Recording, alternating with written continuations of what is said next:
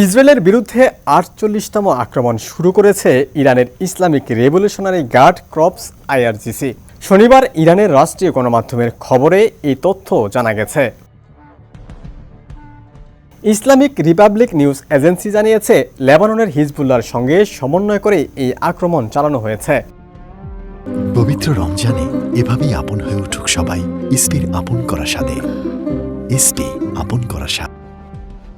গত ২৮ ফেব্রুয়ারি থেকে মধ্যপ্রাচ্যে মার্কিন ও ইসরায়েলি বাহিনীর বিশেষ অভিযান অপারেশন এপিক ফিউরি শুরু হওয়ার পর থেকে এই অঞ্চলে উত্তেজনা চরমে।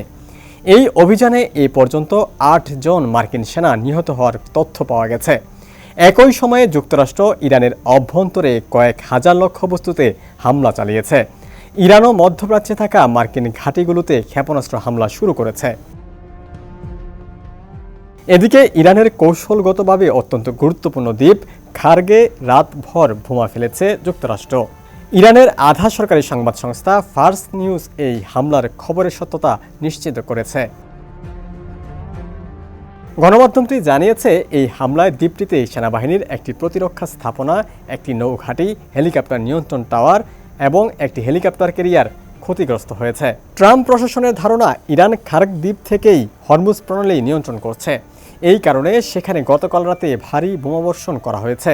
বিশ্বের অন্যতম প্রধান জ্বালানি রপ্তানি কেন্দ্র হওয়ায় খার্গ দ্বীপে অস্থিরতা পুরো বিশ্বের বাজার ব্যবস্থাকে উলটপালট করে দিতে পারে বলে আশঙ্কা প্রকাশ করা হচ্ছে। বিশ্বের অন্যতম প্রধান জ্বালানি রপ্তানি কেন্দ্র হওয়ায় খার্গ দ্বীপে অস্থিরতা পুরো বিশ্বের বাজার ব্যবস্থাকে উলটপালট করে দিতে পারে বলে আশঙ্কা করা হচ্ছে। ডেস্ক রিপোর্ট, সমকাল।